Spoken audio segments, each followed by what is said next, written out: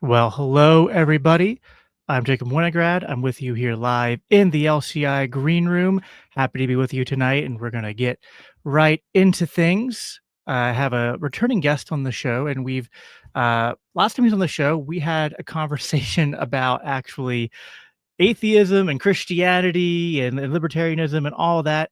But tonight's conversation is going to obviously probably still showcase some of our different worldviews and beliefs, which I am happy to do that. I think people who are regulars on this show know that I don't shy away from having people on who have different viewpoints than me, different worldviews than me. I kind of find that interesting.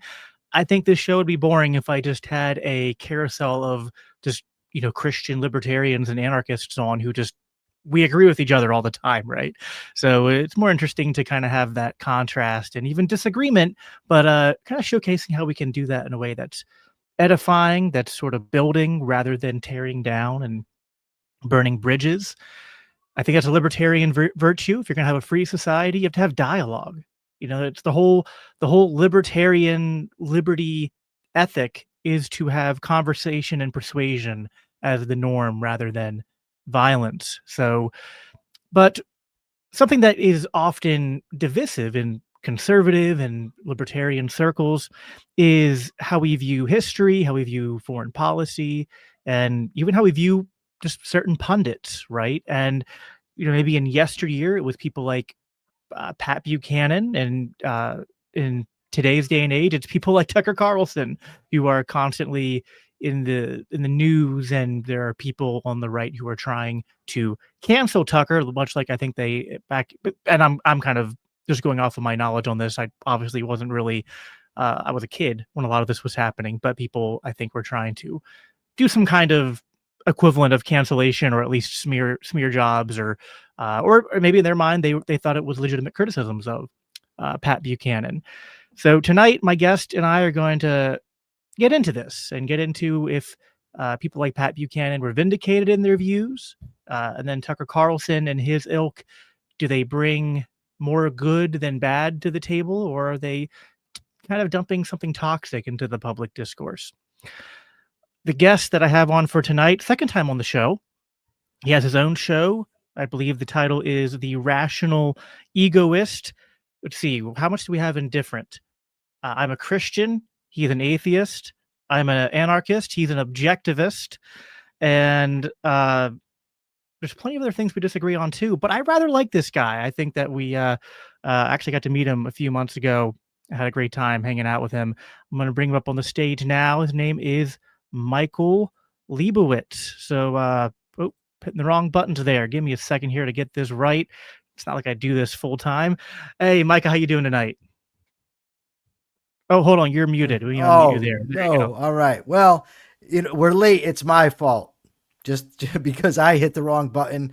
I'm woefully technologically inadequate, and I'm sitting here staring at a thumbnail for 15 minutes before I realized what was going on.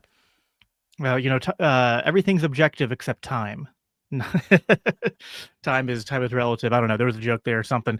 Michael, it's your second time on the show. You got your backdrop up behind you, unlike last time for your show. Go a little bit into detail. Just introduce yourself again to the audience and tell us about your show. What do you talk about? What kind of guests do you have?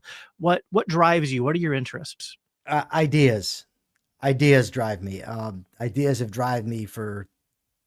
driven me, I should say, for quite some time. I like to have on a variety of guests. I'm an objectivist, and I obviously want to push objectivist ideas, but in order to try to make or get objectivists to be mainstream, I try to have on not only objectivist guests, but other guests, psychologists, philosophers, just to show where there's commonalities so that I can try to mainstream objectivism that way. Plus, I get smarter by getting to interview a lot of smart people. I've been able to have on a lot of guys that I read while I was, well, I don't know if this has already been said, but when I was incarcerated, I read a lot of people. Just the other day, I interviewed Sheldon Richman. That's out now. I used to read his columns in what's the word? The Ideas on Liberty magazine. I also, by the way, I do a daily show called The Capitalist Corner every day at 12 o'clock. That we live stream it. A lot of fun. We got into a big argument on the show today because I'm like you. I don't just want to talk to people that are just going to agree with me all the time. That's not my jam. And it's not like, what am I learning that way? Nothing. Well, right. Yeah. I mean, I think that I've learned way like so reading is obviously I think, you said you read a lot. I love to read. I love to listen to podcasts and audiobooks. But sometimes I feel like even when you're learning new information, you don't know it as well as you know it after you kind of like have a conversation with someone about that subject, whether you agree or disagree, or sometimes you agree partially but not the whole way. And obviously free speech in a political sense means to just have the freedom to say what you want without the government persecuting you. But I find often that like having hard conversations with people where I disagree or just have slight disagreements with, it helps you understand your ideas better or finds them, it makes them stronger. And if probably something we have, I think, at common, like at root, is that we have a pursuit of the truth. And even if we wildly disagree on what the truth is on the matter, we're both really earnestly trying to figure out the truth. And I think that if you have two people who that's their goal, they're not trying to like, do this sort of like I know we've both debated Andrew Wilson, and there's something about like those blood sports debates, I don't like which them. can be, I think that like in the same way you can maybe find entertainment from like watching the WWE, there can be like this sort of like superficial enjoy like entertainment value they have to them, but you're not for the most part learning in that style of debate. I think that I enjoy debates where I feel like the people are engaging in good faith. They're trying to steelman each other. They're trying to understand one another. And even if they're disagreeing, I feel like when I listen to those blood sports debates, I don't come away feeling like I learned much. I just kind of, Nah. other than maybe like debate tactics, but even then, a lot of those are just kind of like punching below the belt debate tactics. They're not in the sort of ethos of trying to understand truth and things like that.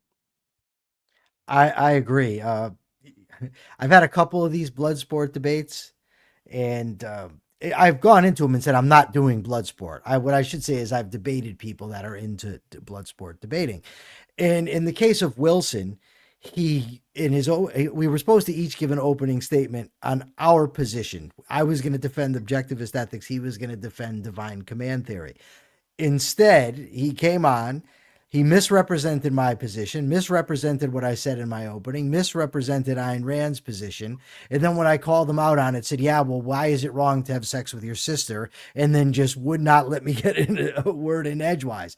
And there's just no way you can have a debate under those circumstances. It's just not possible. And the thing, I think with somebody like that, they view people that they debate with almost as like their enemies. I don't view somebody I'm debating with. I don't view you as my enemy. We met at the debate between Alex Naresta and Dave Smith. Each probably rooting for a different guy. Each probably thought their guy won. And then afterwards at the party, we went and we talked and had a great time. There's Yeah. no reason for me to hate you because I disagree with you. Yeah, no, I 100% agree. So one of the things that this was like a very just scheduled this, I guess, like a week ago or so. It was very impromptu, but the topic interested me because this sort of came off of, speaking of Dave Smith, he had recently had Tucker on his show and then Candace on his show, and there's obviously been a lot of people on the right, such as like Ben Shapiro, and whatnot, who have been trying to cancel Tucker after he had Nick Fuentes on. Then the Heritage Foundation came out and was like defending him, and it's just caused like there's this like civil war going on, so to speak, on the right now, especially the MAGA right. And I don't even remember what I said. You might remember it, but I think I said something to the effect of kind of agreeing with a take that Dave had. I might have like clipped something of Dave's. And then I think you were coming in and having kind of arguing that you don't think that that Tucker Carlson is a figure who is of high quality, and that you don't think Pat Buchanan, and who has often been brought up in these discussions, because I think Matt Walsh was, I think this might have been actually the Matt Walsh thing too, because Matt Walsh was saying he's a Buchananite, that he kind of identifies more as a paleoconservative, or at least mostly agrees with paleoconservative ideas, and guys like Pat Buchanan. And there's a lot of controversies. That saying, history doesn't always repeat, but it rhymes. And you kind of feel like what's going on the right now is sort of like what they were going through, I guess, about 20 years ago, at least some similarities there. So I want to, kind of give you the floor here to sort of open up with just your general. I guess we'll start with Buchanan first, since he's sort of the historic figure that a lot of people, even like guys like Dave Smith and a lot of Rothbardian libertarians, of course, if you go back to like the paleo strategy, they had a lot of affinity for guys like Pat Buchanan. So what's your sense of Pat Buchanan? How do you evaluate him? Is there anything about him that you find good? What do you find bad? And we can kind of jump into the conversation from there. I used to watch Pat Buchanan every Sunday on the McLaughlin group, and I would by and large agree with his takes. And he was one of these guys that even when I disagreed with him, I would see he's well informed. He makes strong arguments. He's a smart guy. I'm not like looking at him saying, look at this nut or look at this idiot. I think he's a very bright guy. The claim was that Pat Buchanan has been almost entirely vindicated. Now, like you said, I don't remember. There's so much stuff on Twitter. I can't remember who says what half the time. But the claim was Tucker Carlson is great. Pat Buchanan's been vindicated. So I said, well, who wants to debate this? And you said, I'll do it, but we got to come up with a better prop for the Tucker stuff, because great is sort of too ambiguous of a term. So the idea that I wanted to debate is on the vindication of Pat Buchanan. But it occurs to me that we haven't discussed, what does vindicate here mean? Does it mean that he's been proven correct? Does it mean that his views are widely accepted? And I'm not really sure what exactly is meant by vindication in this case.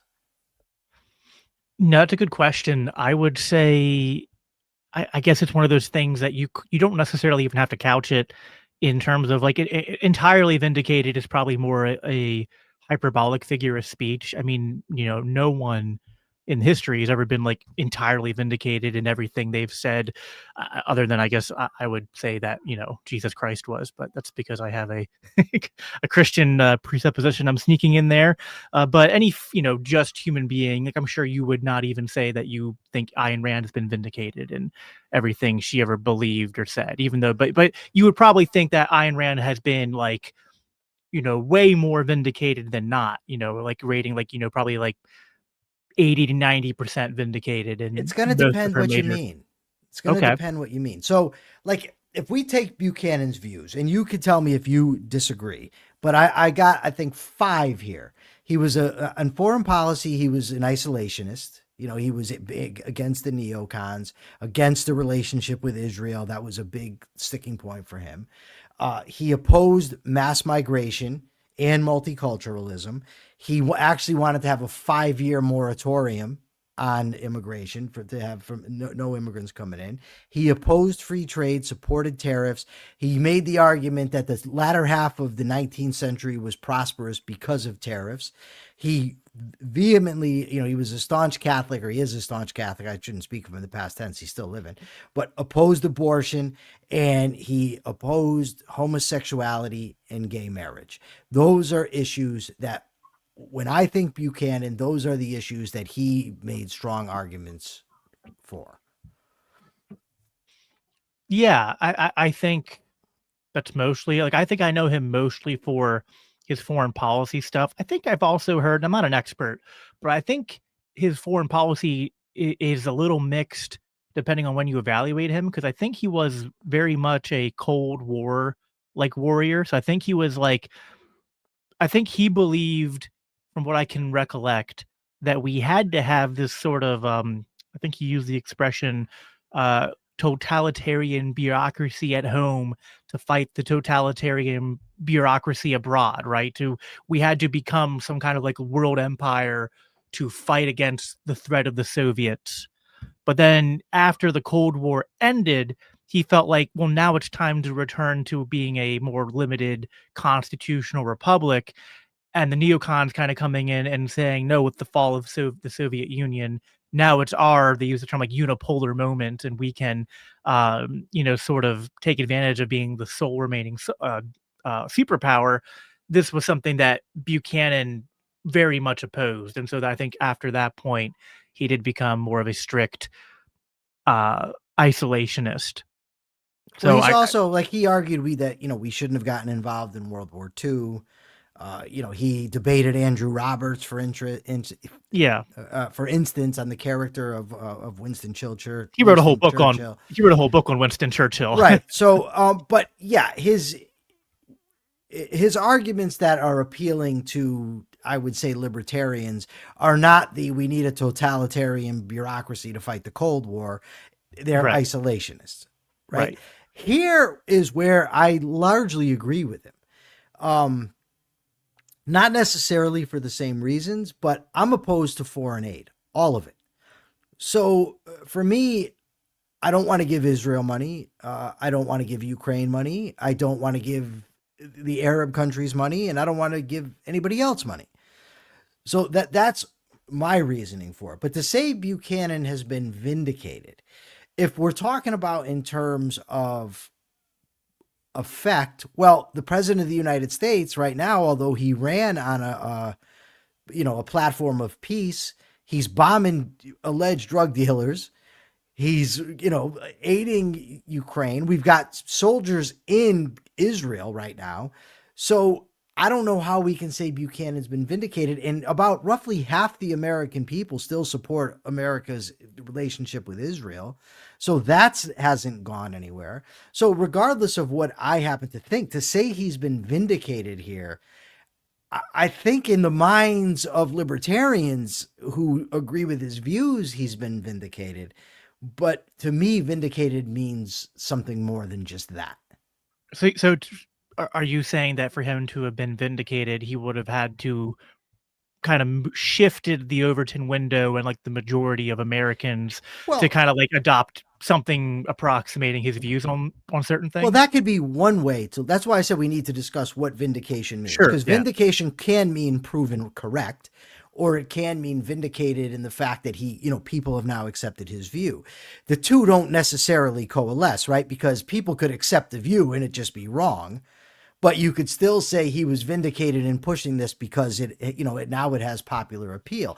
I remember on the McLaughlin group years ago when the anti-immigration mood was kind of rising, and McLaughlin joked with him and said, this could have been your time, Buchanan. And so in a sense, then he could have said, well, I've been vindicated. That doesn't mean proven right. But I would argue that on each of the points that I've listed, he's neither been proven correct or vindicated by, has been adopted by a wide variety of people or a majority of people. The closest I think he comes is on the foreign policy stuff, where he wants America to stay out of other people's affairs. So we might have some broad agreement here, I think. Like so in my notes, I had kind of the two biggest things on foreign policy, and there's a lot more, but I kind of just picked two, I think, major things that relate to what's going on today.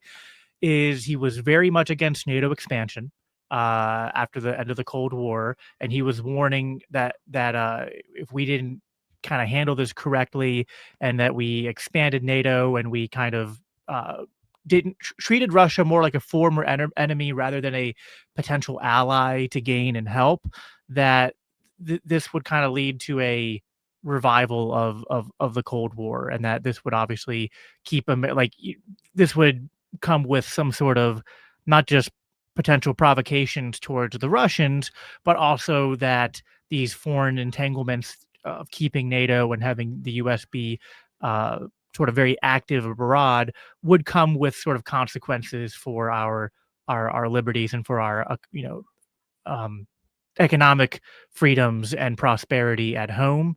And I think he's been largely vindicated there in terms of I think that it's possible to simultaneously say that Vladimir Putin is not a good guy, and that the invasion of Ukraine was wrong, but that it didn't happen completely in a vacuum, and that it wasn't completely unprovoked by the entirety of sort of Western policy and especially American foreign policy going back 20 years. And the other big thing I think is his opposition to the war on terror, broadly speaking, but then especially he was like one of the most outspoken people against the Iraq war. And I think that one's almost he was entirely vindicated in terms of being right. And I don't know, like you might be able to say even vindicated in terms of public view, because even most of the neocons and war hawks will admit that Iraq was sort of a fumble, right? Even if they defend the war on terror, broadly speaking. So anything there you would, you I would know, just, when it comes to foreign policy, I'm far, what's the word I'm looking for here? Less confident in my arguments than I am when it comes to domestic stuff or philosophy. And the reason that is because it's very complex. Like the case I always think about is we get involved in World War I. And by we, I just mean America. I'm not a collectivist, but I don't have a better way to put it. So we get involved in World War I. This ultimately leads to the Treaty of Versailles. It leads to, the tough deal that Germany got. In large part ends up leading to Hitler. So now we end up fighting Hitler. In order to beat Hitler, we side with Stalin. Then that ends up having Stalin is controlling, or Russia, the Soviet Union controlling half of Europe for 70 years. Then in order to battle them, we end up taking, we side with the Mujahideen in Afghanistan, and then they end up now, because we bolstered them, we end up having to fight them. But what we don't know are the counterfactuals. Right? What if we don't do any of that? What happens? Now, at the time of the Iraq war, I was for it. I was partially for it. I wasn't buying into the whole changing hearts and minds, but I said, I'll leave my mind open to it. The problem with, you say we criticized the Iraq war and it was a failure, right? And I agree, by the way. But I can also understand that Paul Wolfowitz says, how can you say my strategy failed when it was never tried?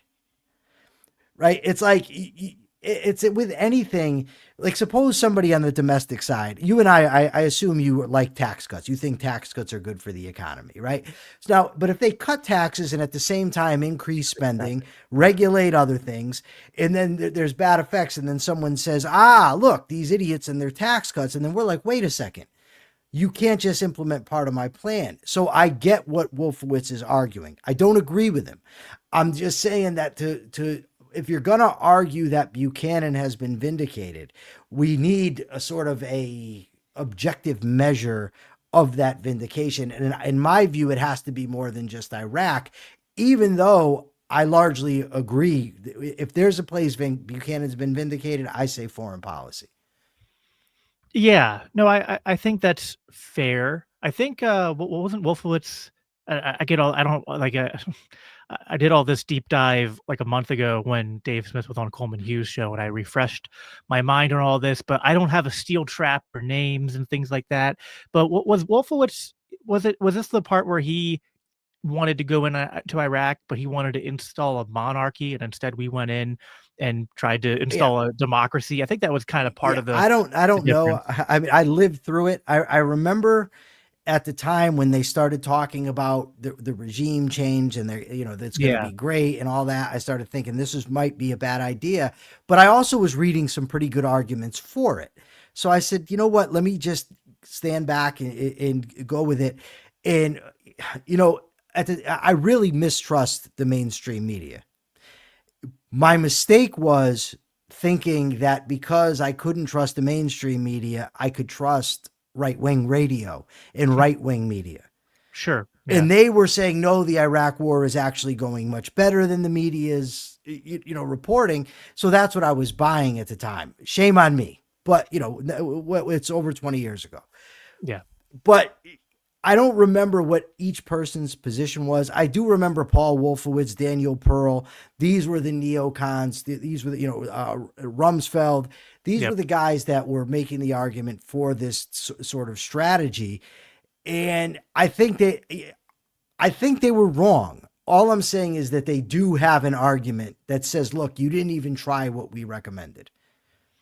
Yeah, I would I know you're kind of just saying what their position is, not saying it's your position. Like I It's would, definitely not my yeah. position. Yeah. Yeah, I think that, like, listen, someone could always kind of say, well, it wasn't implemented exactly the way I wanted it, but it's kind of like, okay, but you got a lot more of what you wanted, and the neocons and half the people you just mentioned were in the George Bush administration, Yeah. like, and they had the ability to do all this. So it's like, well, whatever the case, you were the ones who were, in the driver's seat culturally Sure. and politically. So it's on you no matter what. And, listen, like, I kind of get the counterfactuals point, but it's almost like, listen, like, no, with anything, foreign policy, economics, uh, like we never can perfectly know the counterfactuals, It's true. but it's always like, okay, there's the unknown counterfactuals, then there's the known outcomes of what you did.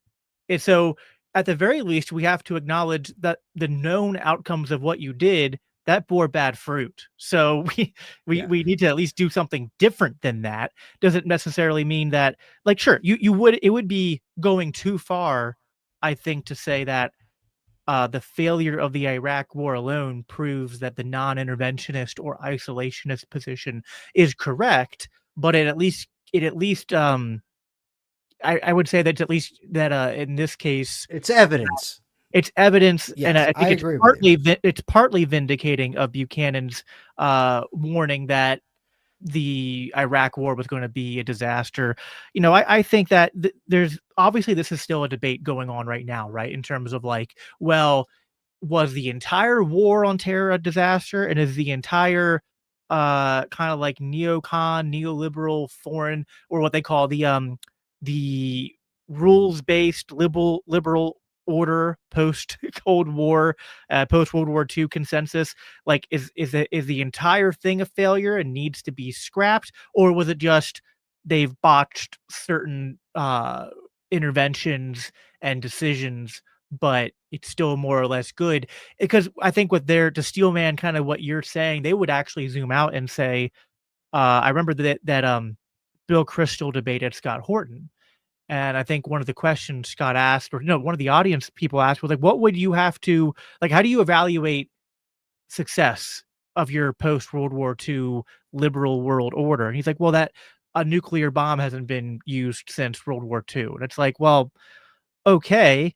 And he's like, maybe this is all bad, but it could have been so much worse. I guess I'm kind of like, you know what? Like, at some point we have to run the experiment, I think, right? Like, we need to actually try a non-interventionist, or what people might call isolationist foreign policy, to get some data on that. Because I just think overall, like, if I asked you to even try to steel man, what's the good fruit of the neoliberal, neocon, however you want to label it, interventionist foreign policy of the last 50 years, I don't see what good fruit they could point to other than just the, like, well, there hasn't been another nuclear bomb dropped. It's like, well, that's I like, Well, I okay. mean, well, there also hasn't been a world war. I mean, and world trade has been opened up. I don't know what, maybe it could have been done better. But Iraq, just to, I agree, I'm gonna go with you on this. I think that this is a good resolution to the first part of his isolationism. I think he's been partially vindicated.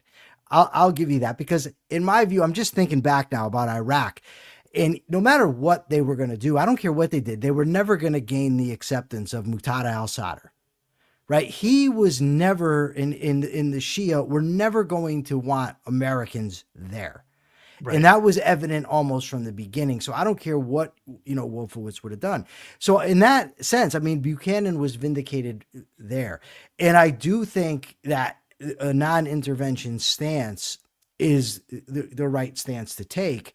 I just don't think that I would go along with Buchanan's arguments for it. Fair enough. I want to go to the next of your things. I want to read some of the comments quick, just because there's a lot of people who are watching this. A lot of people said hi at the beginning, which I appreciate. Hello, everyone. I will not say 677. Oh, you just got me. I just said it. Haha. Sorry. Some people said, "What's up?"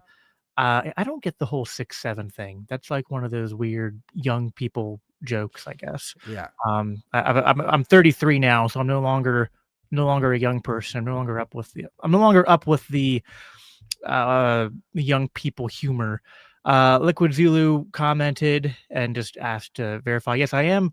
I don't know if any of you are watching it on the vertical stream. I'm testing that out because I see YouTube does lives on vertical now, which I don't know if that some people prefer it, but StreamYard, the service I used, was like, hey, you can do this now. So I'm testing it out. So, but yeah, thanks to Zulu for mentioning that. Let's see.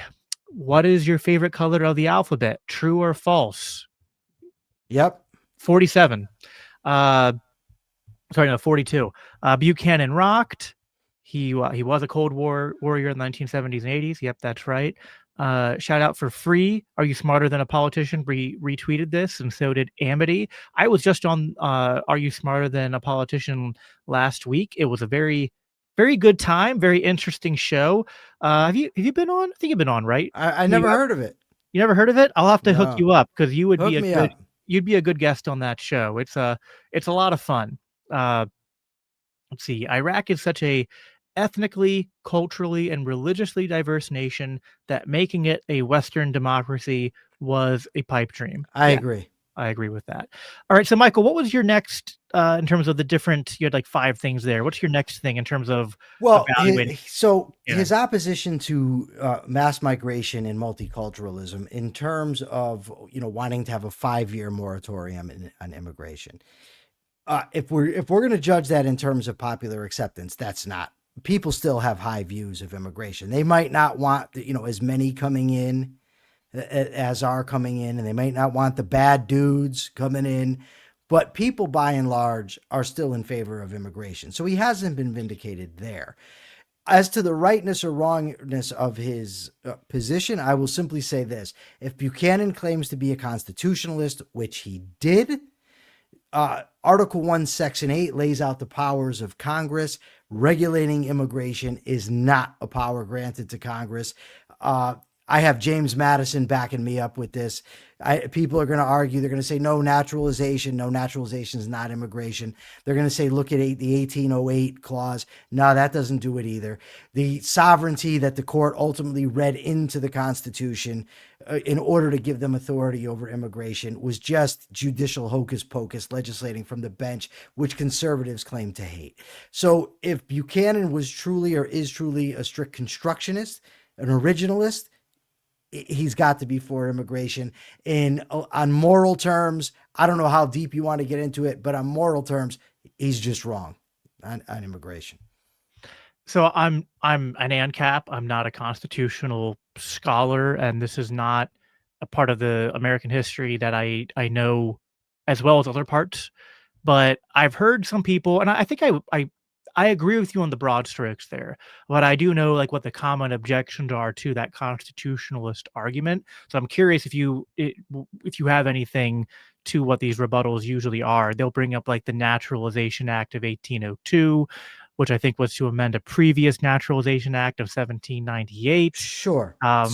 So and people often it's the ones who are really pushing actual like white nationalism, because they'll cite this and say that like, well, it specified that immigration was for white people, right, and free white people, and that they had to anyway, all those other things that were added to it. But yeah, go ahead if you know anything about this. Alex Tibbetts is absolutely correct.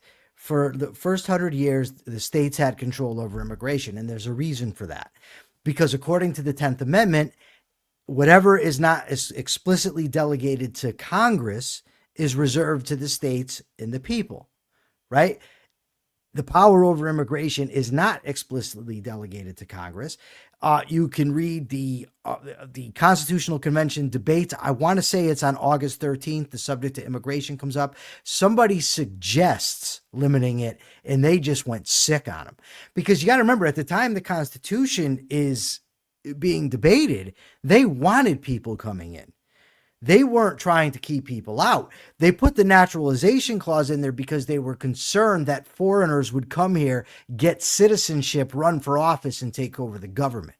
That was the concern. But if you read the Constitutional Convention debates, you read the Federalist Papers, you read the Constitution, you can read Madison's report of 1800, it's clearly clearly not a federal power. I've discussed this with Ilya Soman. I've had him on my show to talk about it. Even Richard Epstein, who he believes in a prescriptive constitution. And what he means by that is once a power is accepted over time, it's there. And it makes no sense to go back and argue originalism. But when I pushed Richard on it, I said, okay, should an originalist argue for immigration restrictions? And he just said, no. So, I mean, there are arguments against each one. I would just say go to the original documents, check them out. I mean, the evidence is there. Yeah, this is such a funny, and I don't want to go too deep into this detour, but it's such a funny thing because, like, if I wasn't an anarchist, I would be a strong originalist.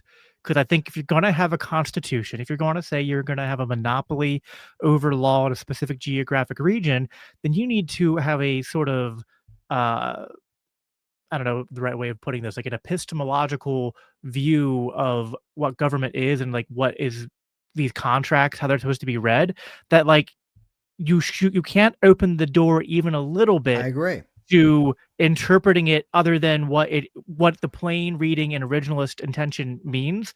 And anything that deviates from that has to be like, you can change the Constitution. There's a Yes. process for that.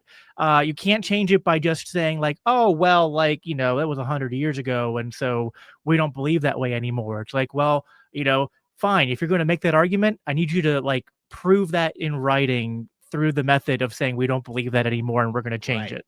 So, it's funny you say that, dude, because I by no means think the Constitution is a perfect document at all. Randy Barnett, who swayed me a lot in these issues, he said, if you're reading the Constitution and it validates all your views, you're not reading it right. It didn't even validate all the founding fathers' views. No, of course not. Like, I'm against taxation. But clearly, I don't then say, well, the Constitution doesn't give them the power to tax. It clearly does.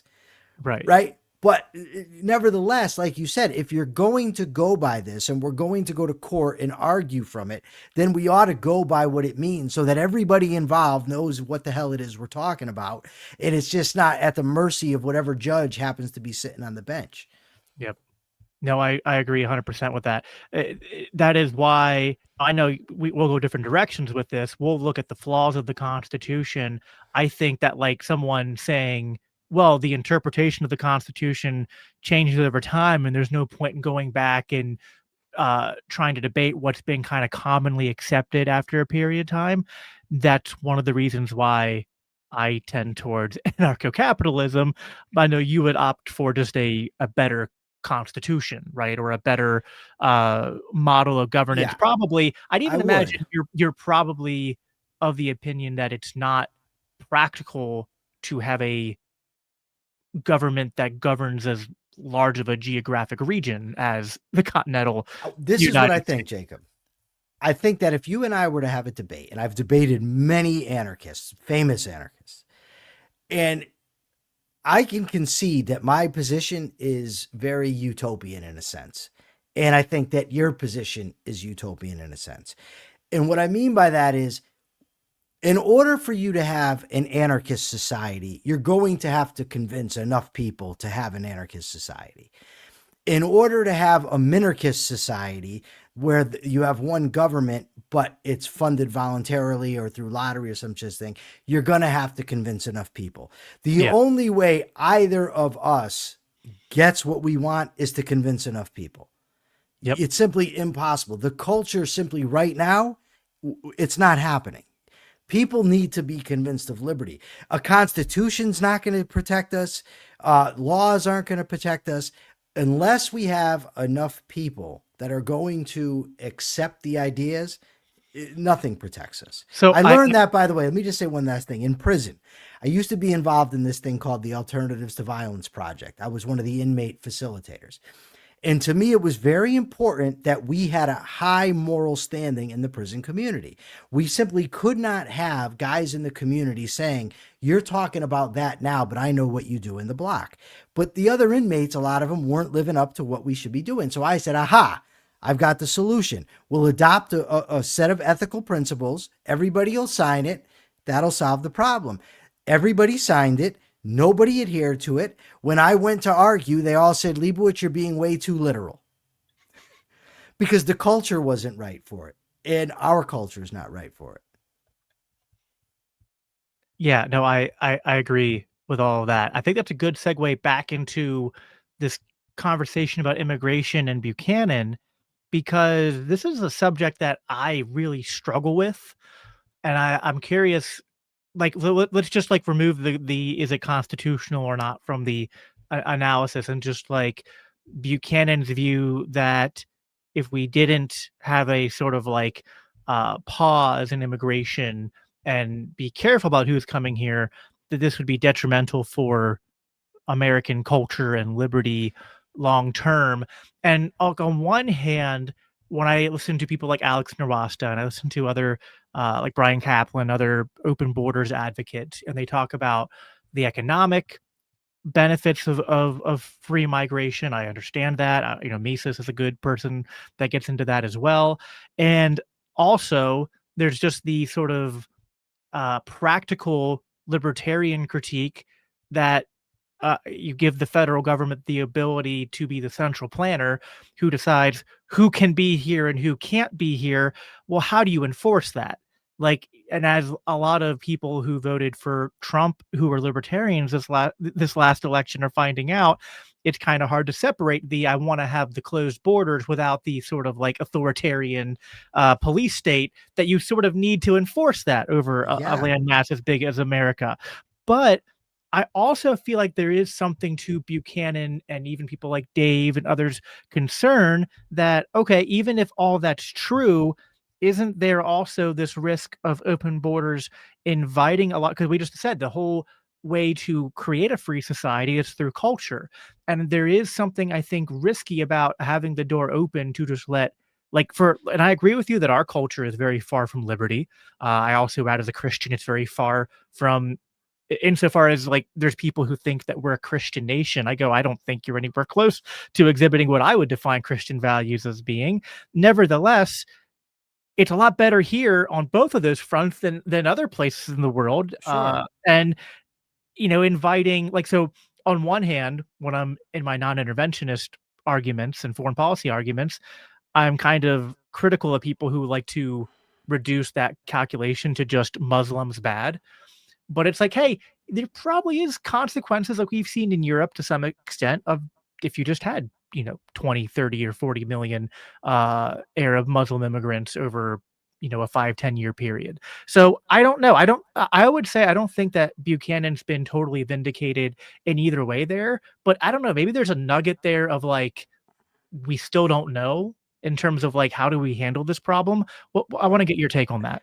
Well, past isn't necessarily prologue, but I will say this. Those arguments have been being made since the beginning. If we let this group in, it's going to ruin our culture. We're going to lose our liberties. They're not like us. I mean, it's said of the Italians, the Irish, the Chinese, and probably an abundance of others. The Jews. Yeah, Jews. Now it's primarily said in terms of Muslims and South Americans. So that's the first thing. So that's all. It doesn't mean now the boy who cried wolf, right? Eventually the wolf comes. So, but it does make me pause when people are saying that, so that even when I do sense that I have an inclination to say maybe there's something to that. Okay, but is that just my own present bias, the same way it was the bias of the people back then? What is the actual evidence that that's occurring? And there's also the case that the people that come here often want to come here because of the freedom. They want to get away from other places. So it's almost like they're not the norm that's in the place where they are, right? They want to come here for something different. And then you have the thing where it's like, okay, are we going to be initiating force against people? Because in order to stop them, you have to initiate force. And then there's the further argument that you just made. In reality, what happens? They want the ICE is on the streets. They want to put the military on the streets. They want to, the National Guard all over the place. American citizens are getting caught up in this problem now.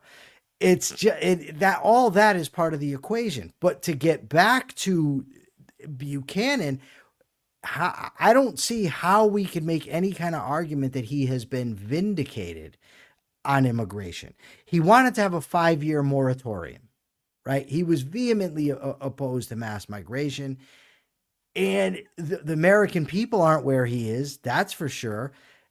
Ethically, I think he was wrong, and constitutionally, he was wrong. So I can't give him any vindication.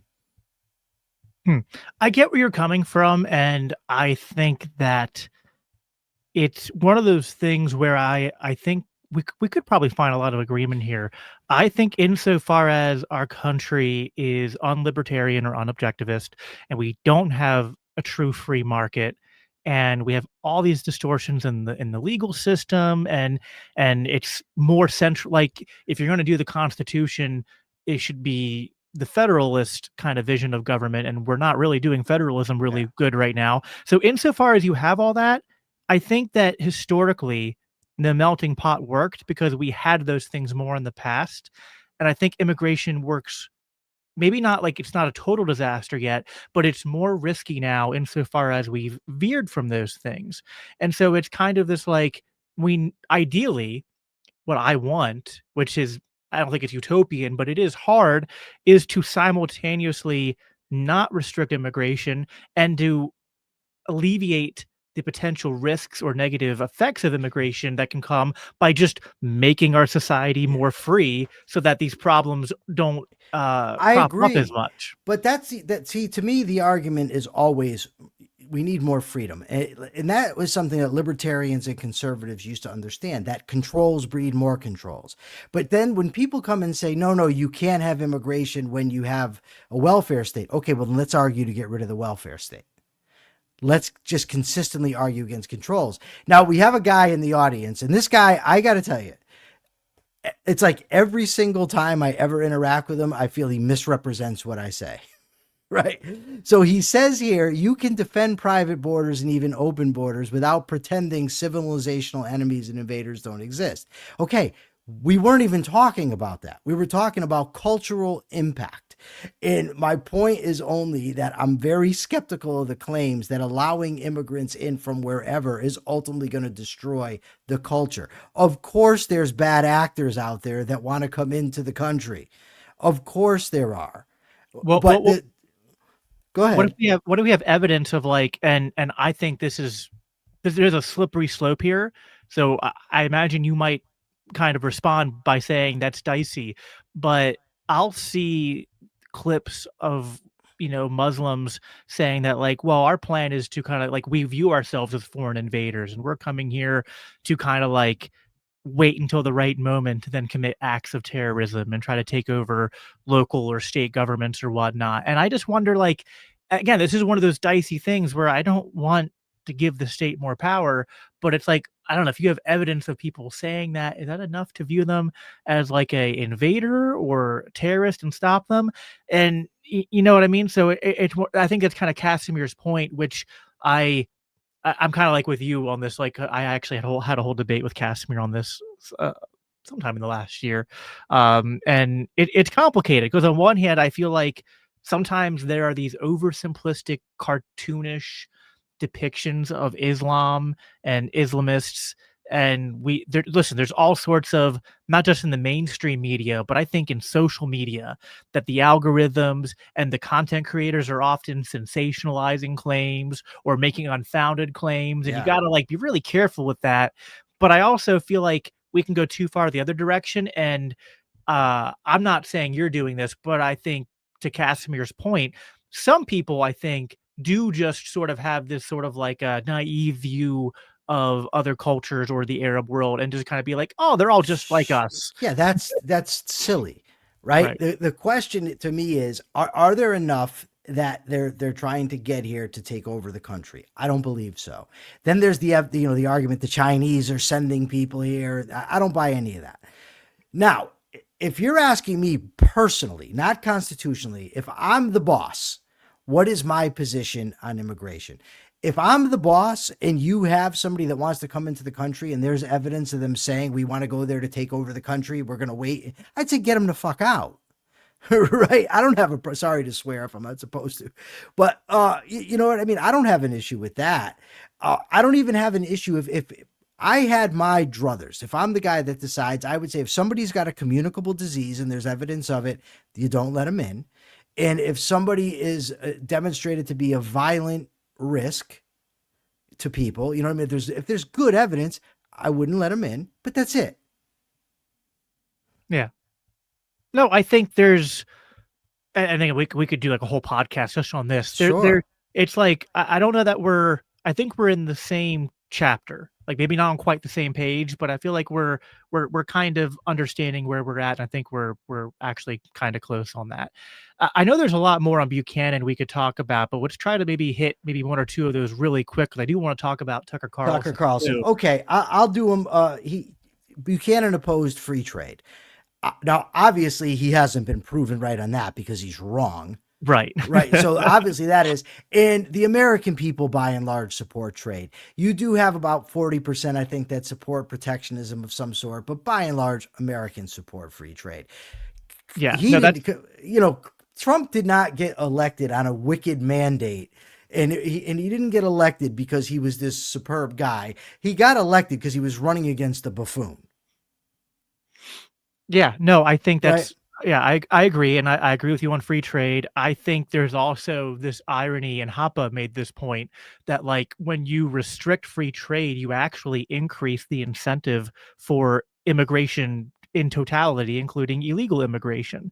And there's actually less of an incentive for people to come to America if they can have the full economic benefits of trading with America. So that's something that I think just yeah, Yeah. all the MAGA people, all the like, I'm all for non-interventionism, but I don't like the term isolationist because it usually means non-interventionism Yeah. and anti-free trade, Yeah. and I am not anti-free trade. I So think the other two things we can just run through these is yeah, that Buchanan opposed abortion. Most Americans support it. Whether you could be, I mean, that's an argument that could go on forever and ever, whether it's murder. So I don't see how he could be vindicated on that. In gay marriage and homosexuality, most people support it. Most people don't, aren't opposed to that. What is he talking about? This is what I mean. So Casimir just now says, does Michael really think this is comparable to the Middle East? I don't know what he's talking about. So I have to ignore it. Like I'd like to engage him, but I'm clueless as to what he's talking about. Here's what we'll do. We will put a pin in that, and I think this is actually a really good conversation that maybe the three of us should schedule at some point down the road. Me, and Casimir? Yeah. I'll do it. I still listen. Casimir, he's always coming in and taking shots at me on X. I don't block him. I mean, I actually had a decent conversation with him when it was, over the phone. It was nice, but I don't mind that. Here's the thing about Casimir you learn, and I've learned to kind of like check myself here, is that this is what he does. He comes into the comments or he comes on X and he comes punching. But then if you actually have a conversation with him, he's pleasant. And he's even said that's kind of his approach. And yeah, you can criticize that, but I think he's not a listen, I'm up for it. The three of us, we could have it out. We could anybody, if you want to see, listen, I'm on the Capitalist Corner. Mark Pellegrino is one of my best friends in the world. Today on the Capitalist Corner, we ended up screaming at each other for a good 10 minutes. I don't mind arguing. I'm fine with it. It's so funny that like I know Mark more from I was a big fan of the Supernatural show. So I just anytime I see him, I'm just like making jokes about him being the devil, but not like to insult him just because he played the devil for. Yeah. All right. You want to do Tucker? We could pivot to Tucker. Yeah, let's talk about Tucker because the abortion and gay marriage stuff would be just giant wormholes. You're certainly right that the country, he's not been vindicated on those views entirely, even though I have specific opinions on those. Okay. Do you want me to just make my argument against Tucker Carlson? Yeah. And then you can respond? Okay. Go ahead. First of all, epistemologically, he's faith-based, heavily religious. I know you are as well. I don't think that you go as far as he does. He's actually said your gut will never lie to you. If you feel deception, then you are being lied to. So he says that your feelings are adequate means of perception, of gaining knowledge. The guy says, let's talk about his credibility. He says the U.S. government works with demons. He says demons are flying around and that demons are traveling underwater. He says demons attacked him in his sleep. So he makes these like just far out claims. But now let's look at the factual claims he makes. He says that polygraphs are accurate. He doesn't know why they aren't allowed in court. In good conditions in labs, they're about 70% accurate. But he says it's just a fact. It's just a fact. No, Tucker, it's not a fact. He said, we still don't know how they built the pyramids or when. Also not true. Anybody can Google it. They do know. So he's wrong about that. He says no one believes in Darwinian evolution anymore. That's obviously not true. Even if you think evolution is wrong, scientists accept it. Most people accept it. In his conversation with Nick Fuentes, he says that pornography is making people gay, and that porn is a bigger threat than Iran. In his private chats, he said he hates Trump, but then at the convention, he says he loves Trump. He recently said that if he had a daughter like Liz Cheney, he would commit suicide. He took pot shots at Dick Cheney. This after saying, basically as a Christian, he doesn't do this kind of stuff. I submitted a couple of his episodes to Grok for analysis on how many inaccuracies. In Tucker Carlson's conversation with Joe Rogan, according to Grok, Tucker was wrong 19 times. In his conversation on his recent podcast where they talked about the Christian genocide, 18 inaccuracies. When he interviewed Nick Fuentes, 12 times he let Nick Fuentes get away with major inaccuracies and didn't check them. So credibility, in my view, his credibility is pure garbage. Now, if we go to his views, well, at the Republican convention, he insinuated he's for the war on drugs, saying we know where they are when they're bringing these drugs in. We were able to bomb the Ho Chi Minh Trail. Why can't we get these guys? He's a big supporter of tariffs, and he's heavily criticized libertarian and Austrian economics, saying it's bad for people, the regular people. We're beholden to ideology. And then he says, and this is back to his credibility, he says that the Republican Party is beholden to libertarian economics. In what world are these guys who support a welfare state, drive up the debt, like they won't even contemplate getting rid of these programs? In what world are the Republican Party beholden to the economics of Ludwig von Mises? Dude, can we just pause there for a second? Because I want to know who is spreading this propaganda. I've heard Tucker say it. I've heard Michael Knowles say it. I've heard Andrew Wilson say it. This claim that the libertarians duped the conservatives and the Republican Party, and that's why Republicans have failed in the economy. I'm just like, when did libertarians ever get into the driving seat of the conservative movement or Republican So what do you Party? conclude? What do you conclude from that, though? You have to conclude either they're dumb or they're lying.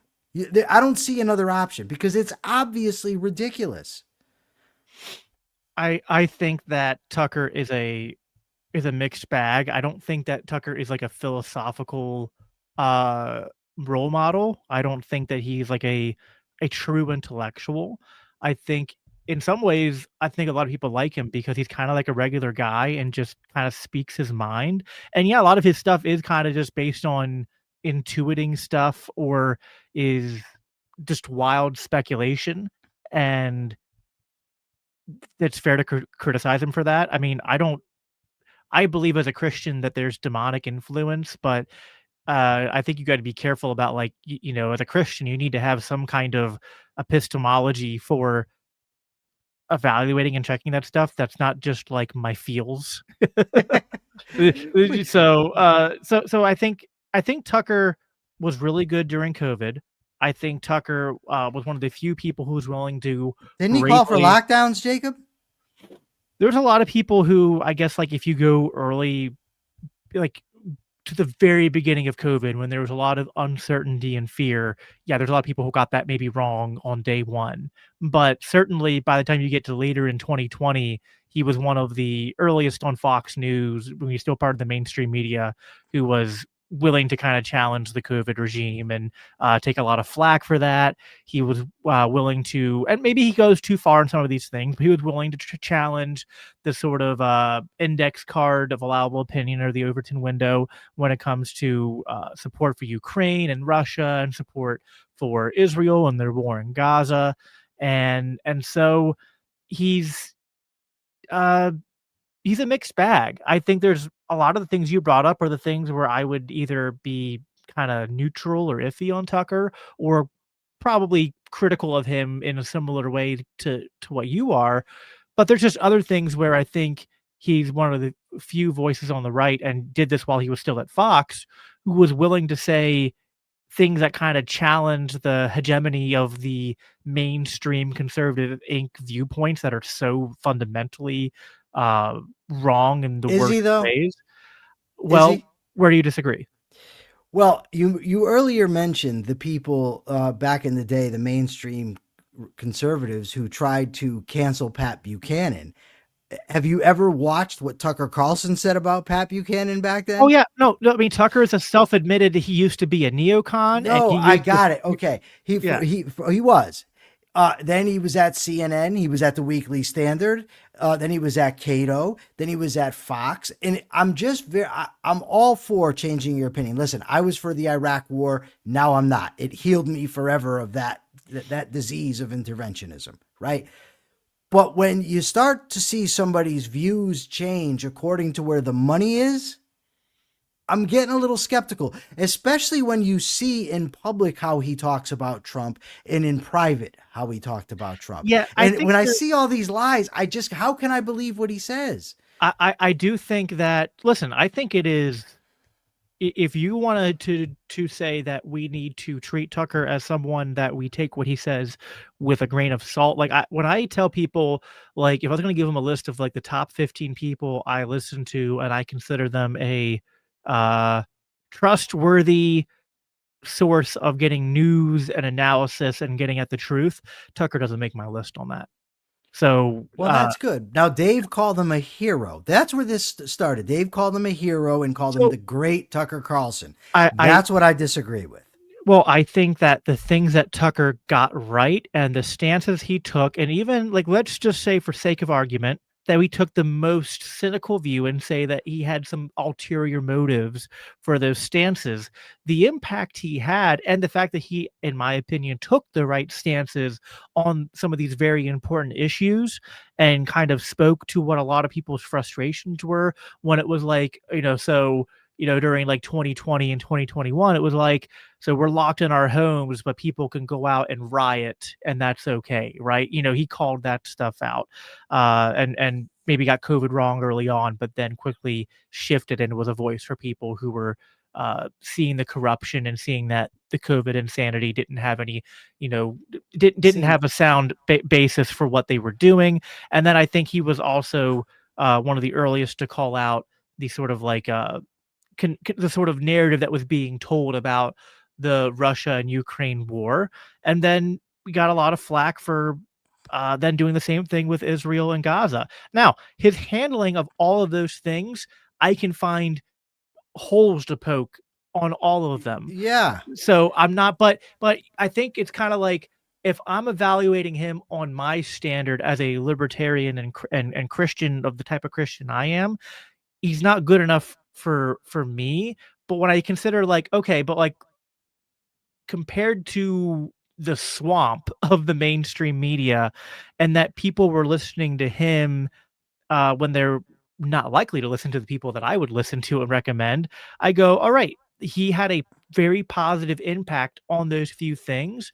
So I am going to give him credit for that and be glad that, like, overall, on balance, I am glad that we had Tucker Carlson, not Bill O'Reilly, kind of like leading and Okay. speaking to a lot of people. And so this is kind of like a compared to what sort of Okay. thing. So there's a couple things that I want to say. First, when you have the top influencer that's known as a libertarian in the country, Dave Smith, it's unequivocal, right? If you're talking about, we could argue, is he a libertarian, not a libertarian? I really don't care about that right now. The point is, he's known as a libertarian, especially to people who aren't libertarians. They know him from Joe Rogan. Maybe they turn into his podcast. You have a libertarian like that referring to this guy as great and as a hero. Somebody that's not a libertarian that knows what Tucker Carlson is like, what? But that's just not good. You have to be careful. Do you remember you and I talking? We were talking over Twitter when you were going to endorse Trump. And by the way, your admission that you were wrong, I find so commendable. We're all wrong at times, and it's important when we just say, yeah, I got it wrong. It happens. I was wrong about Iraq. That's worse than being wrong about Trump, right? And I told you have to be careful, because then that becomes what you're associated with.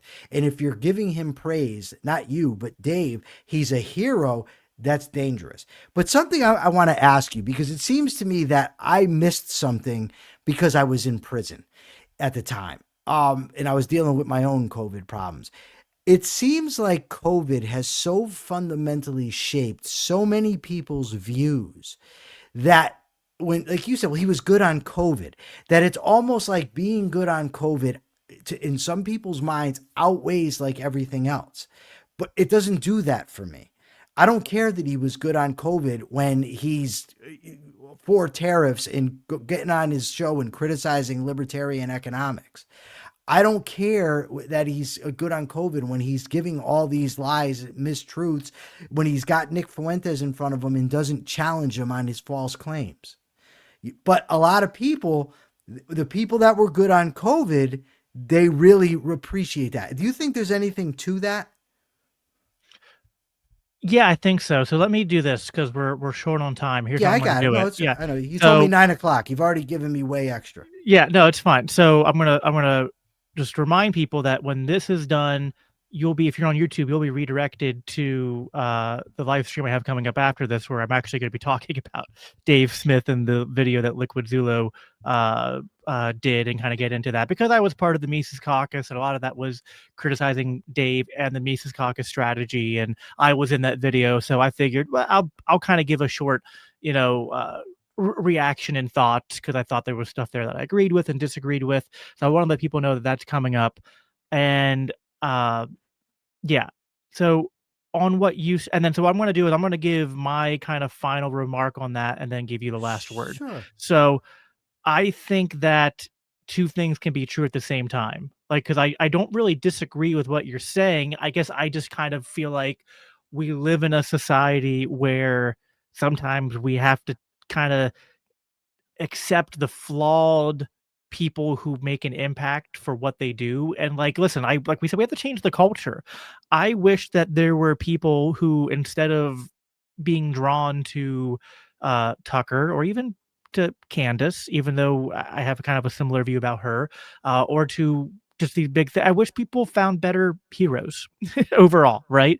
At the same time, I guess I feel like there is like we needed someone to do the job on these important things, and COVID could have gone so much worse.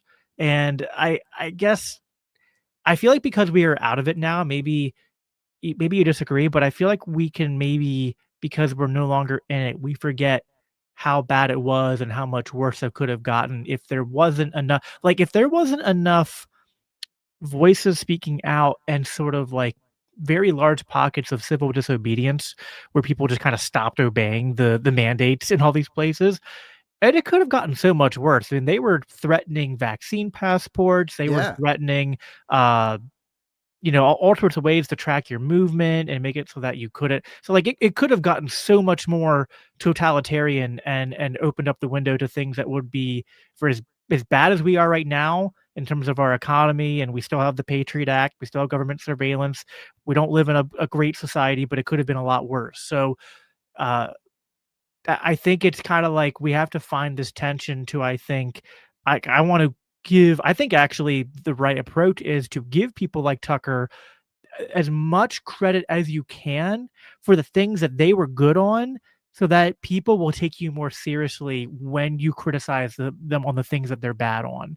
So that's kind of the way I try to do it. I try to go, hey man, Tucker, you were so great on COVID. Now, Can we talk about how you're inconsistent when you had the right stance on COVID, but the same logic that led you to say that COVID was wrong should make you be hesitant about making a giant police state to do mass deportations, right? And so you kind of, that's the way I think that we need to go about it. But I do understand where you're coming from. As I said, I want to give you the last word before we hop off here. I largely agree with that. I'm a big fan of giving credit where it's due. I just don't see too much credit in Tucker. Granted, I wasn't around to be watching him during COVID. You know what I mean? I didn't have Fox News in the big house. I watched him a lot in years past. I used to like him. Now not so much. But all that aside, I really, whatever. Jacob, thanks for having me on, man. It's always great to talk to you. I told you in private, I think you're a really good dude. I'll tell you that here. I think you're a good dude. You've been nothing but respectful to me, in person over here. I love to spar with you. You're polite, respectful. You can disagree without thinking the other person's evil. Keep doing what you're doing, man. And I'll be happy to come back on with Casimir, no matter how much he gets under my skin.